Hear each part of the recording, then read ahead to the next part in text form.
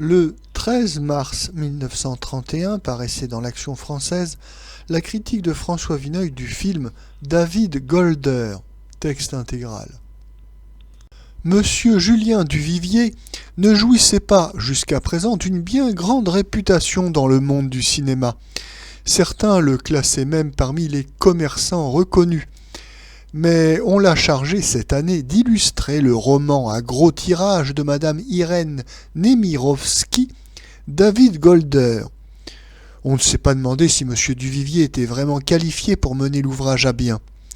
Le titre du film semble avoir suffi à lui conférer d'emblée beaucoup de talent. On a battu le rappel. À la porte du nouveau cinéma Élysée-Gaumont, les héros du 7e art, soustachés d'or et d'azur, vous tendent les affirmations de Madame Colette, de messieurs Cromlinck, Honegger, Paul Morand, Ravel, et même de l'ineffable Van Dongen, sur la valeur morale, plastique, dramatique de la pellicule de M. Julien Duvivier.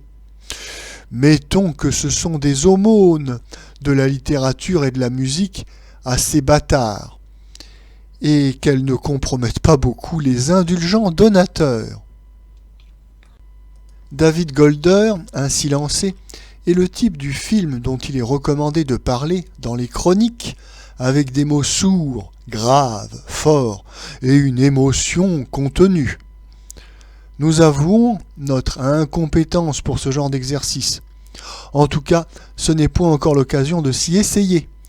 Nous estimons plus simplement qu'en parlant du travail de M. Duvivier, il est convenable de biffer les péjoratifs qui nous servent lorsque nous cherchons à décrire les exhibitions de M. André Boget ou les opérettes de M. Saint-Granier.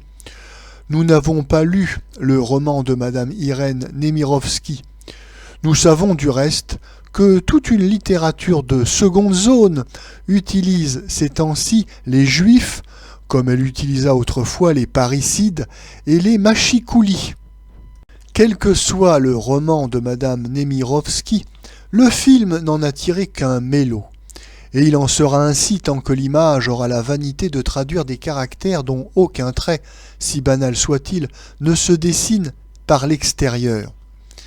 Une intrigue romanesque, bien entendu, offre toujours matière à quelques évocations visuelles. Ici, la matière est particulièrement pauvre, et M. Duvivier l'utilise avec une regrettable timidité. Le juif Golder est un financier de vaste envergure, mais sa femme et sa fille l'abandonnent, le méprisent, et ne rappellent leur existence que pour lui réclamer de l'argent.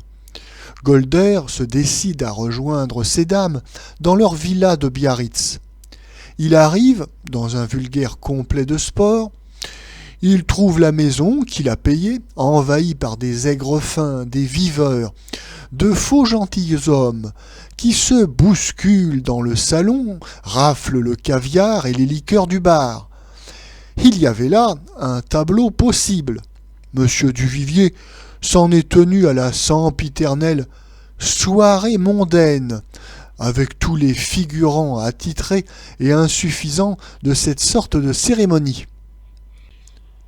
Il en va de même pour la scène de la bourse, pour la salle de jeu du casino, la maladie de Golder, sa retraite à Paris, lorsqu'il s'enferme touché à mort et renié par les siens dans un appartement nu et vide, où clignote une lampe à pétrole.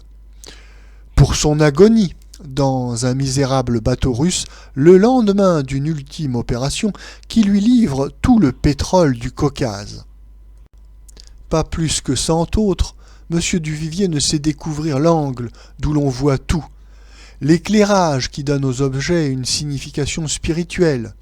Seul but, nous semble-t-il, d'un film de l'espèce de David Golder. M. Duvivier a failli réussir une scène, le débat entre le financier et le soviet des pétroles, mais on n'a que le temps de la repérer. M. Duvivier, comme beaucoup de cinéastes français, est également un paysagiste qui s'ignore.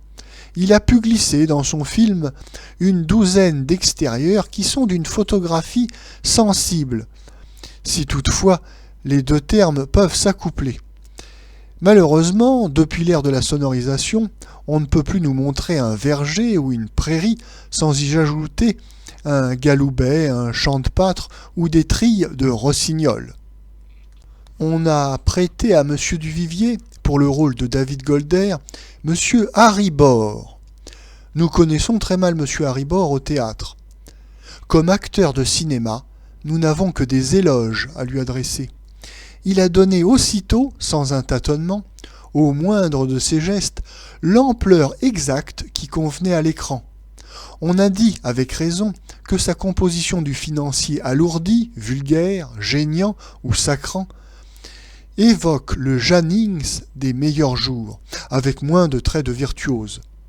Il resterait à savoir si M. Harry Bor a réalisé du premier coup une sorte de Jannings parisien, aussi immuable que l'autre, ou s'il a différentes cordes à son arc.